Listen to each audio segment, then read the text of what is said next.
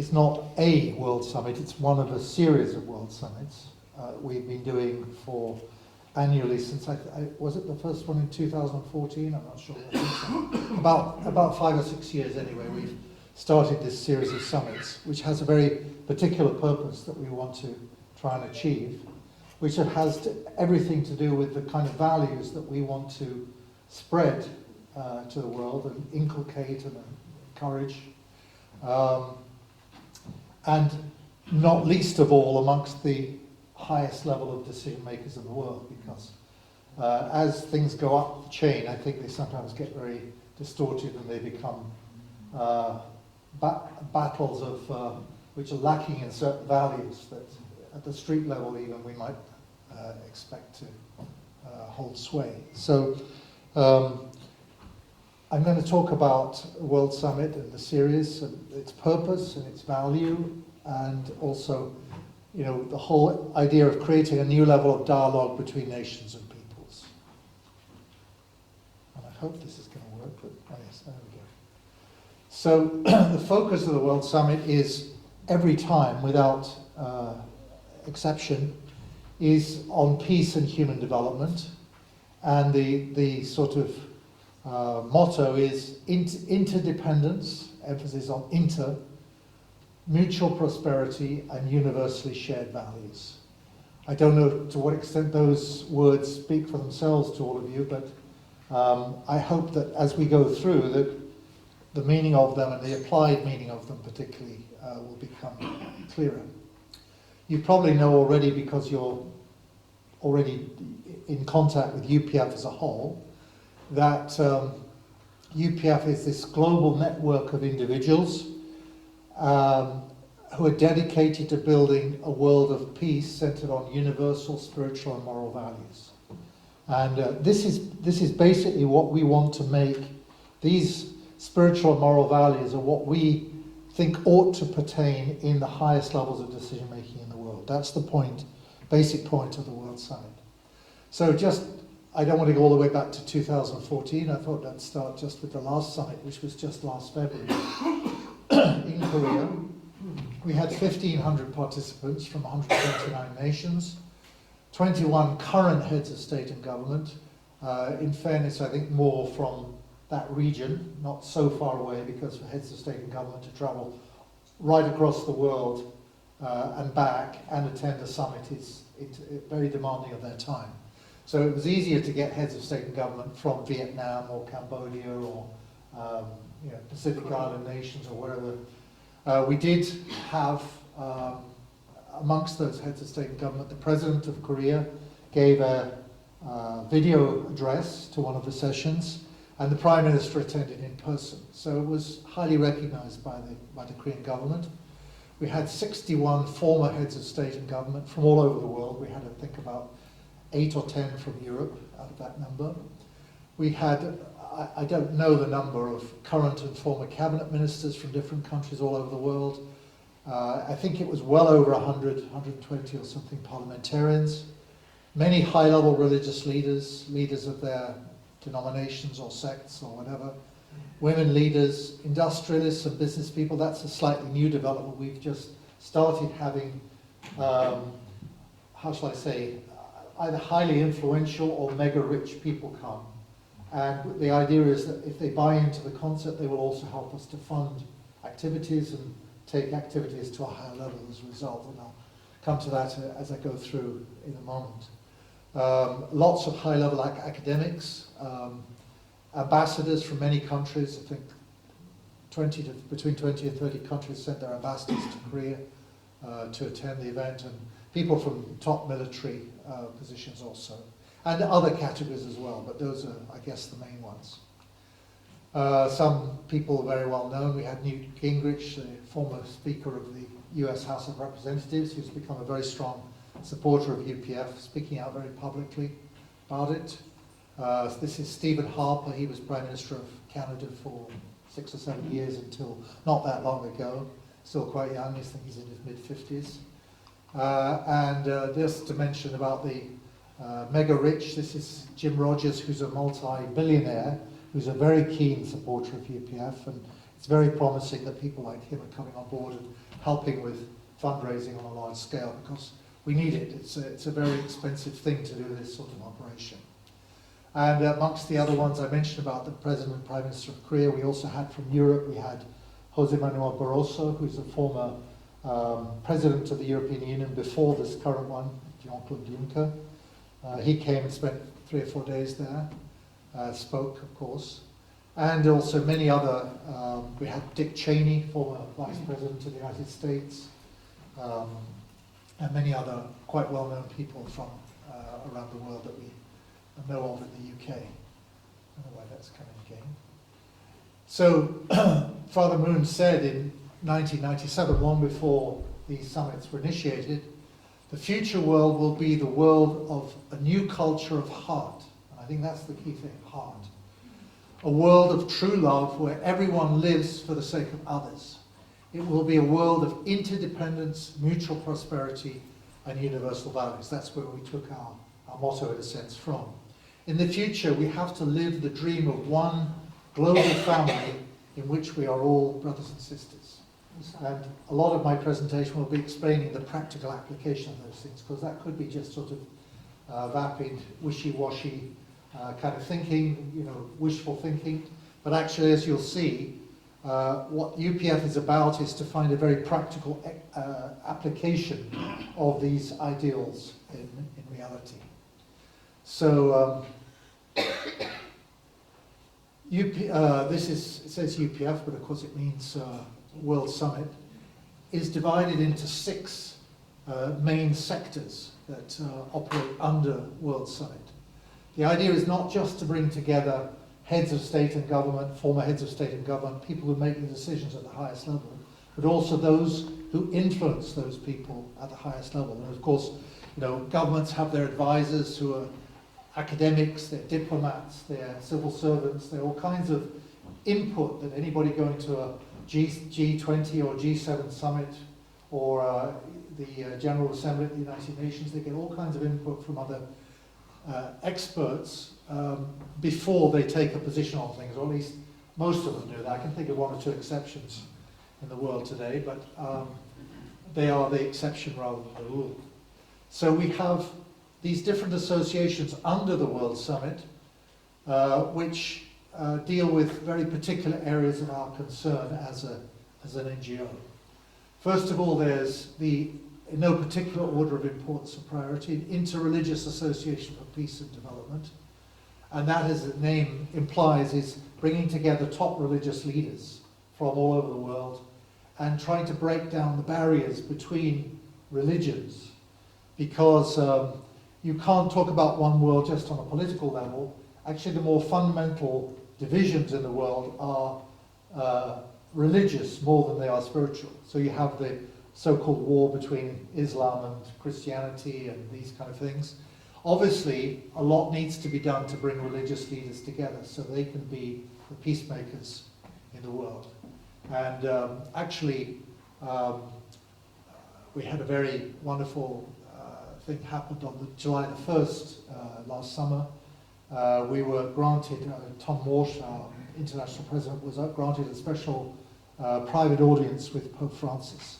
So, sorry? Oh, and Tashamad as well, yeah. Anyway, the point is that this approach is getting recognition at the very, very highest levels in the world amongst religious leaders, not just lower level religious leaders. And then we have the International Association of Parliamentarians for Peace. We had the inauguration here in London a couple of years ago, was it? I forget. And the idea of this, as we'll see later, is that parliamentarians from different nations have to work together across all the potential dividing lines between them, beyond race, religion, nationality, etc., and beyond political affiliation. So if you're a Labour Party member or a Conservative Party member, you have to put that aside, in a sense, to a great extent anyway, to be part of this association. Now we have many, many thousands. I'm sorry, I don't know, I couldn't find out the figure today before when I was preparing to give this talk, but we have literally many thousands of parliamentarians around the world who are now fully fledged members of IAPP, including quite a number, a significant number in this country as well. And then International Summit Council for Peace. We were just in Tirana, Margaret and Robin and myself, and there we inaugurated the European chapter of the Summit Council for Peace. And former president of Albania, Alfred Moisi, who is a wonderful person, he is going to be chairing that on the European level. But we have, I don't know what it is, probably 50 or 60 former heads of state and government who are closely affiliated with UPF in Europe, and we hope that they'll all become part of this organisation on the European level. The point being that people who've been heads of state and government have a unique insight into decision making that nobody else has. I mean, we can imagine what it's like, but they actually have to take the weight of the decisions, they have to accept the political implications of what they do right, obviously, which is easy, and what they do wrong, which is a little more difficult. And therefore they are at the cutting edge of decision making in a way that almost nobody else is. And so they have an enormous reservoir of wisdom to share and to help others with. And bringing it together on a global level, we've been doing that since I think the 1970s, when we started with a couple of former prime ministers of Japan. But now we're doing it on a much more global level, on a much more concentrated scale. In Korea, as I'll mention in a moment, we expect to have at least 200 former presidents and prime ministers of different countries from literally all corners of the globe, as we say. And then academicians, not UPF so much itself, but different affiliated organizations over the years have made a great foundation with academics. Nobel laureates, I think there was a conference already in 1974 in London of the ICAS, International Conference on the Unity of Sciences, and we had, I think, 24 Nobel laureates come to that conference. It was at the Royal Lancaster Hotel just down the road. So we've been working with these kind of people for all of that time over the last 30, 40 years. Unfortunately, not as much as we should have been doing in the last 15 or 20, but we still have a huge global network of very, very high-level academics for ICAS, International Conference on the Unity of the Sciences, and also Professors World Peace Academy, which I think had, last time I heard, something like 7,000 or 8,000 members in all different countries around the world. And the idea is to give the benefit of all of their wisdom and knowledge and understanding to the Summit Council and the deliberations of the heads of state and government and former heads of state and government. And then International Media Association for Peace, this is a brand new branch. Again, you can't have peace in the world, as we all know, unless media are signed up to values as well. And that's often one of the weakest points, because everyone else can have great values, but if the media is just there to have sensationalism and to set people against each other, and they don't have the same values of, trying to make peace, then they will be the weak link in this whole system. So we're bringing, we have, somebody very well known to you, I think, Humphrey Hawksley, who's spoken here many times. He's going to be part of that, and quite a number of prominent British journalists, but also all journalists from all over the world will be in Korea to, I think, to inaugurate that part of the Summit Council. And then finally, this International Association for Peace and Economic Development, that has to do with people like Jim Rogers that you saw there, multi-billionaires, but also industrialists, businessmen of all kinds. We need all of their wisdom and experience. Often politicians are unaware of how their decisions affect business, which means the economy. Like, for example, we've had in Britain for the last few years the whole issue of Brexit. I think it's been very hard for many politicians to understand how the uncertainty of Brexit is affecting businesses. So you have to have business involved. They're a vital part of obviously the economy and of prosperity. And so these six arms of the Summit Council, International Summit Council for Peace, will function together, and they will feed their feedback up to the highest level, the former heads of state, current heads of state and government. They will all play a vital part in building it. Just to give you some little bit deeper insight into two of those organizations, how they function together. The way we see it is parliamentarians have enormous worldly wisdom, and of course they also have spiritual wisdom, but probably it's not unfair to say that the balance of knowledge and understanding in politicians is more on the slightly what we'd say the more external side, to do with economic data and statistics and political realities, rather than with deepest spiritual truths and wisdom. And therefore, to balance, and on the other side, you can say with religious leaders and spiritual leaders, that their understanding of spiritual wisdom is often a lot deeper and a lot more comprehensive than their understanding of how it actually applies to the world, the realities of the world around them. And so these two organizations need each other. They can feed off each other. The religious and spiritual leaders feed in their spiritual wisdom, and the politicians feed in their political wisdom, and then hopefully you get a very good blend that leads to better decision making. That's the basic idea. One thing I also want to mention is that this is all very much tied in with the United Nations, because for many years, for the last 30, 40 years, Father and Mother Moon have been saying, look, the UN did some incredible things. It's been incredibly valuable in different situations throughout the time of its existence since, 1945? The last, 70 years? Anyway, whatever period of time. And it has a great role to play in the world. But the problem with the UN, as with so many other things, is that nations are part of the UN. Nations are the ones that make the decisions. Our ambassador at the UN and other ambassadors at the UN, they vote, and then there's of course the Security Council, which has a special role, and these countries like the UK and France and Russia and China and the US and so on that have vetoes, but that is very limited because nations tend to be fixated by their own self-interest. It's very, very difficult for a Prime Minister of Britain or a President of Russia or whoever it may be to put aside or to transcend their nationalistic point of view and to think about the good of the whole world and the whole human race. They pay lip service to it very often, but it's very hard for them to really see beyond the interests and act beyond the interests of their own country. And of course, in fairness to them, it's not just a question of their own tendencies, it's also the electorate. Would the electorate understand and condone actions that were selfless as far as that nation is concerned if their leaders took those decisions?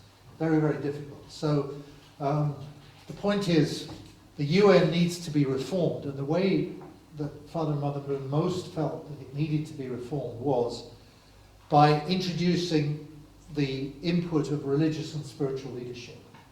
And actually, although their ultimate ideal, which is to have a council at the United Nations, which is on a par with the General Assembly, which is devoted to the deliberations and the wisdom of religious and spiritual leaders throughout the world, that hasn't yet happened. It has been backed. George W. Bush, that's the younger of the two Bush presidents we've had, was very, very supportive of it, as have been, I think, something like over 100 countries have signed a resolution at the UN supporting the idea, but the problem is the big players at the UN, like, for example, Russia and China particularly, they don't want any truck with religion. They think of religion as being something, well, particularly China, as something somewhat subversive. And so it's going to take a bit more time and a bit more effort, to say that a few years maybe, before that idea comes to fruition. But that doesn't mean that nothing else has been achieved. So there was a deputy, Ban Ki-moon had a deputy assistant Secretary General when he was at the UN, and Asha Rose Ngiro from Tanzania, who became involved in the UN at the same time as him. And she was actually appointed to head up a new department of the UN to do with interreligious and interfaith affairs. And that was directly as a result of this initiative that Father and Mother Moon made. And it has succeeded in introducing interfaith and interreligious issues very much to the heart of the UN, but not to the point where it's actually a separate deliberative assembly. And therefore, that's a new dimension to the United Nations. So we hope very much in the future that all decisions can be, if you remember, like that diagram that I posted before. You have the ambassadors. For parliamentarians, read ambassadors at the United Nations, who are full of the political interests and concerns of their nations. But then you have the religious leaders who, by definition almost, always think much more globally and much more universally than merely nationally. And the idea is that their globalism, their concern for all of humanity, which is going to be greater than that of the individual representatives of nations, can sort of balance the input of the nations and hopefully bring a much more universal approach to the United Nations affairs. So the Summit Council for World Peace and the World Summit are very much to do with furthering this process. Father Moon was a great, incredible strategist, because his strategy was not for next week, next month, next year, even the next generation. It was something that stretched and does stretch to generations ahead. And so he set up projects that he knew would not come to fruition for even several generations. But they were vital to do, and he did them, and he made sure they were funded and so on. And the World Summits that we are talking about, that are now coming up in February of next year, which I'll explain about a little bit in a moment, they are designed to bring the leaders of the world, that's to say the current heads of state and government, the former heads of state and government, and all kinds of other influential people, highest level, together, not centering on the immediate difficulties they're facing with each other or with the world economy or whatever, where they tend to be sort of tied to the moment and not particularly focused on values. Bring them to realize that in deliberations, discussions, negotiations, whatever, between states on the global level, you absolutely need to put values first. And if you dig down into the cultures of pretty much every part of the world, there are very profound and very wholesome values that underpin their cultures and civilizations, but which don't always come to the top and enter into the decision-making process. So the purpose of the World Summit is to set up some kind of a paradigm which in the future the United Nations and other global institutions like the G20 or the G7 or whatever it is now, G8, can take on board. So that when leaders go to meetings with each other, they are very conscious of values, ideals, especially spiritual values and ideals. So in 2020, February, from the 3rd of February to the 8th of February, we'll have in Korea the next World Summit. And they seem to be getting bigger every time. This is particularly big because it's actually the 100th anniversary of Father Moon's birth in 1920, but also because we realize this has got to gather momentum. It's got to really pull people in at the very highest level. We hope there'll be at least a former President of the United States present at the event. We're negotiating with that person at the moment. These are this is the participation we're expecting, which you can see is hugely greater than last February. So we are planning to have at least, I've heard bigger numbers than this, but 6,500 or more participants. And all in all, it will be the largest gathering of world leaders there's ever been. There never has been a meeting like this. And bear in mind that of those, probably 50 or more will be current heads of state and government, members of the United Nations. And we believe that definitely will include the President and Prime Minister of Korea. They were involved last time. This time it will be even harder for them not to come if they're not minded to come. Then we expect to have at least 150, could be quite a few more, former heads of state and government. We expect to have at least 200 parliamentarians from different countries, probably rather more, but a minimum of that. 100 plus high-level religious leaders, women leaders. I haven't heard a quota for that we're going for, but also many high-level industrialists, business people, ambassadors, of course, the ones in Korea who are already, that is their posting, but also many others from other neighboring countries and from around the world.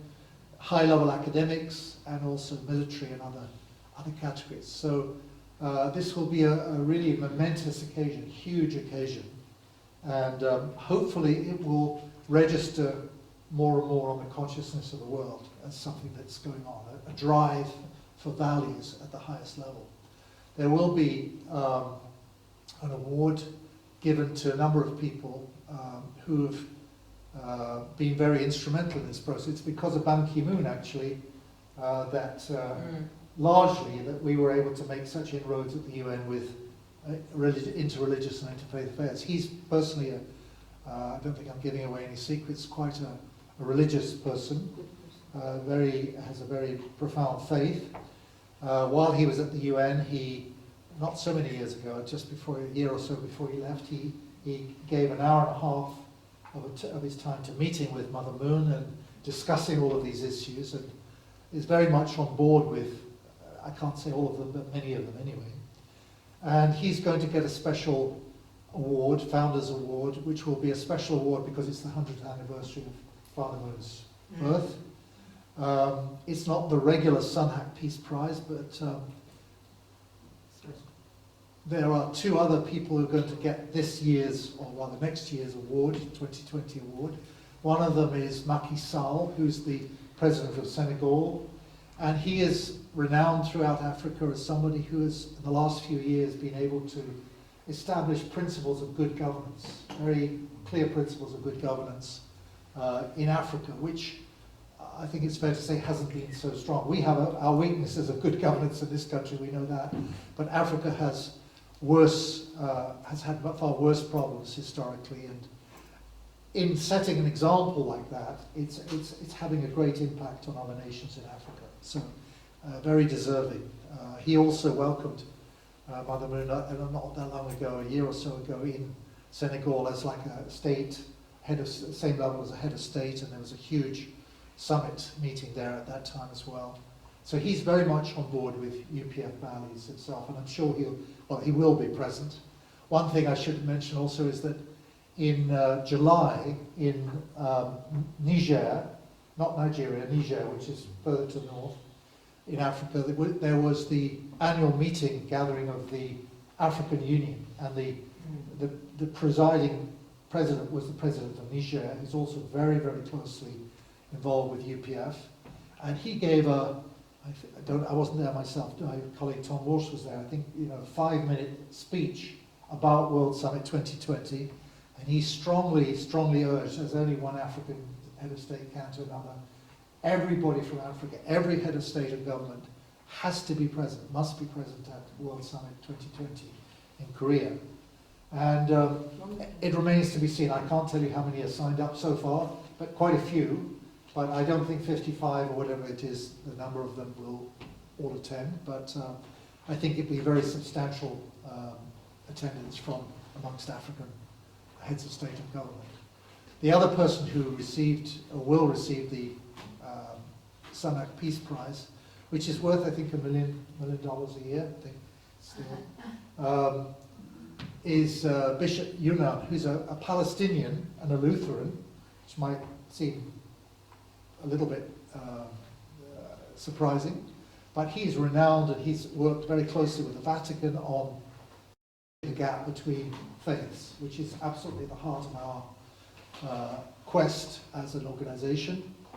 And he's already been honoured in many ways, but he's going to share with President Macky Sall the Sunhack Peace Prize for 2020. Ban Ki-moon will get the special award, centenary award. Well, we'll see. There are plenty of women already received it, but I don't know whether it's exactly equal or whatever. You'll probably tell me it wasn't. But, anyway, other concerns. Obviously, we have a huge concern about refugees, asylum seekers, and the whole issue of migration. It's a massive issue, as you know, all around the world. In Europe, because of problems with refugees coming from North Africa and from Asia.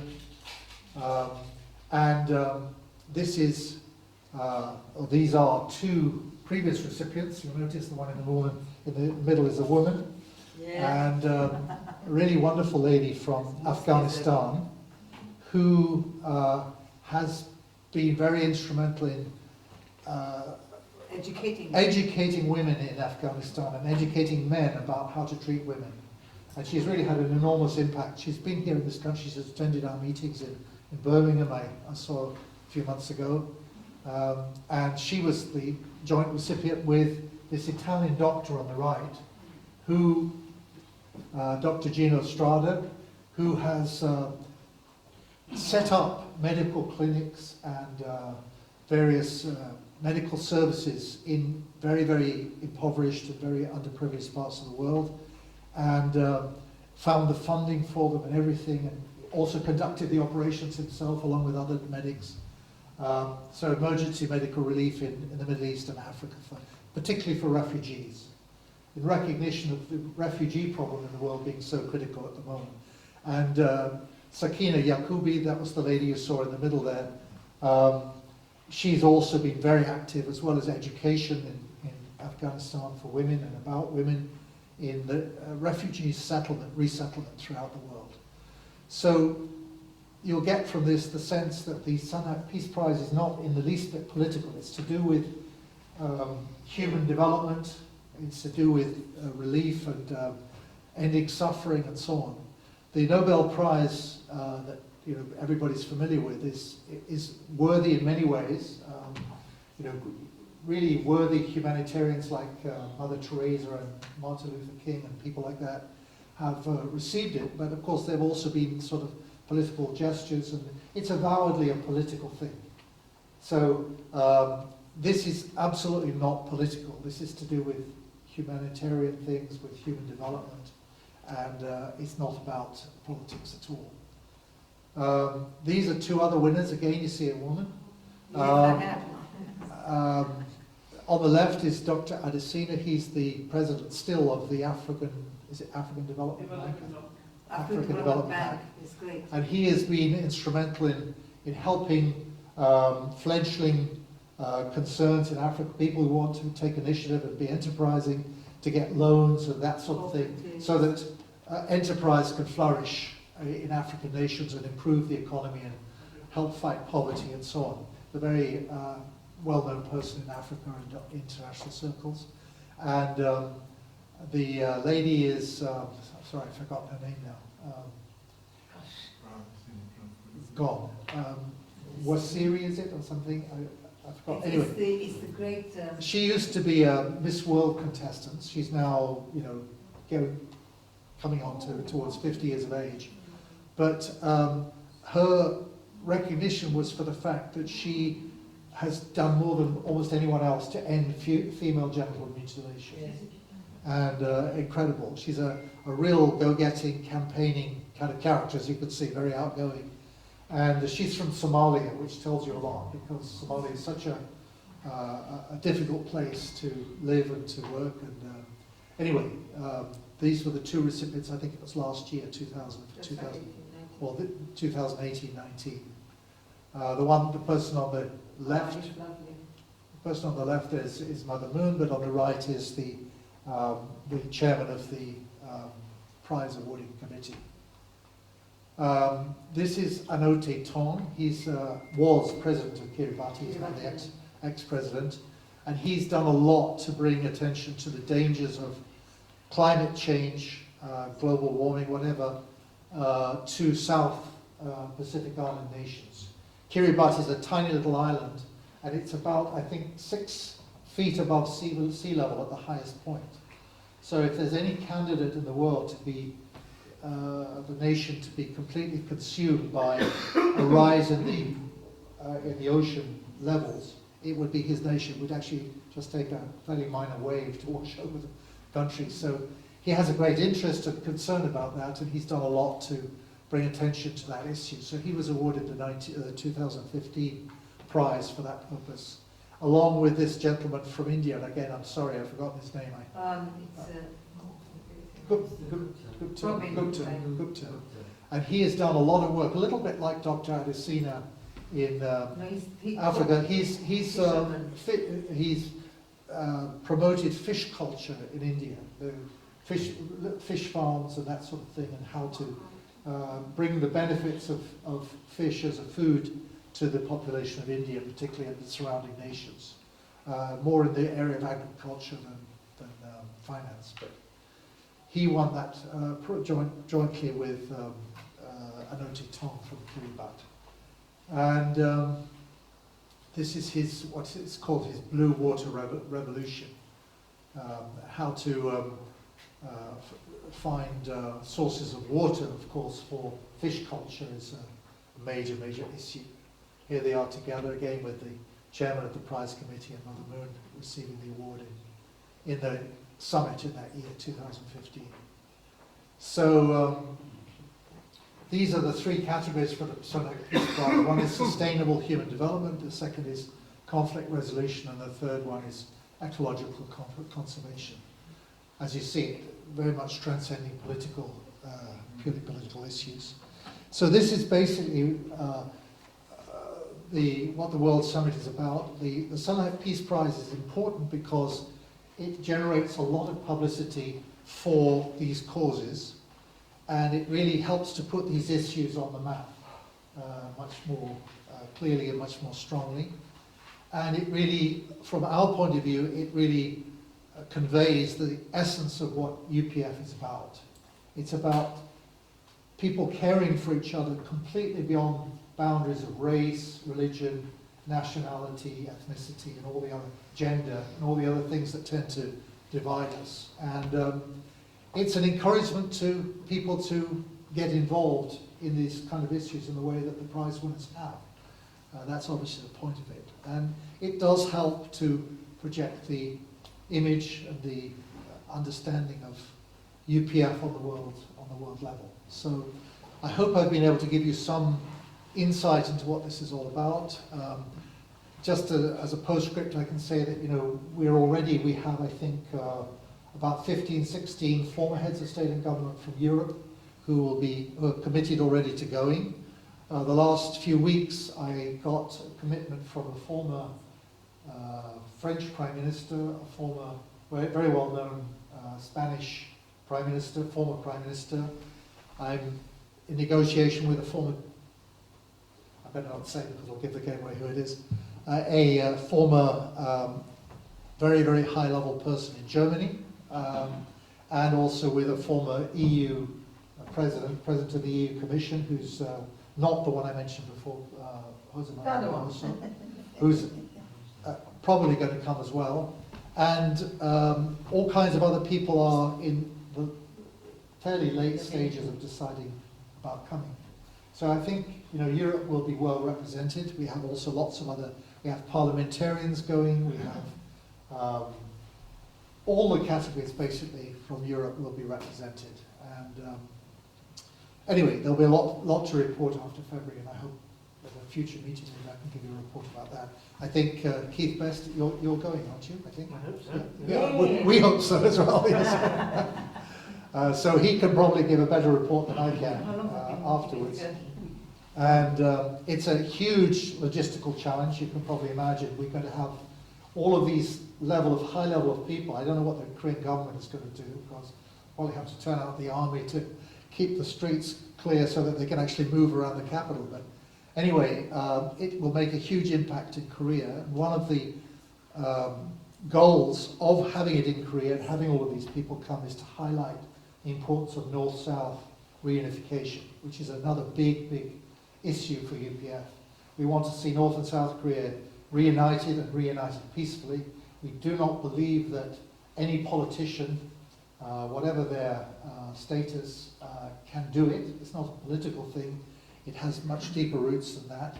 And we've been working, UPF and related organisations, have been working on North-South reunification for more than 40 years, investing enormous amounts of energy and money and whatever to build a foundation whereby we feel that actually we can be the change. And actually, Father and Mother Moon both have been recognised by the regime in North Korea. Father Moon, when he passed away, received the Grand Reunification Prize of North Korea. And every time on the birthday of Father and Mother Moon, they received incredible gifts from North Korea. as a sign of the trust that has been built up. And it's a mystery to many people. I know, I'm not giving any secrets away, when Robin Marsh met with David Miliband, who was then Foreign Secretary, David Miliband was absolutely fascinated. The Foreign Office knows about this link, knows about the sort of special influence and relationship, but they can't quite understand where it comes from. And I've been going around Europe, I've talked to people from Foreign Office, foreign ministries, and they say the same thing. Well, what is this special pull you have with North Korea? But Mrs. Moon has a plan to go to North Korea. She has an open invitation, she keeps being repeated, from Kim Jong-un to go to North Korea and to talk about these issues.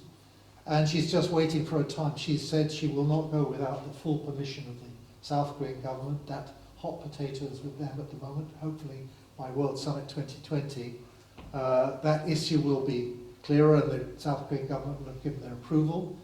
And she plans to take with her 700 parliamentarians from all over the world when she goes. So it's not just her personal individual crusade. And I know of several parliamentarians in Europe who already know about it and want to go, including one former EU Commission President who has already signed up to go without actually having been to any of our events yet. So that will be, again, make a huge impact, I think, on the world when that happens. And I'm sure it will happen probably before the end of next year. So we are very active in many, many fields, but somehow World Summit is bringing all of these things together and into focus. And I hope I could give you some sense of that and understanding. So thank you for listening.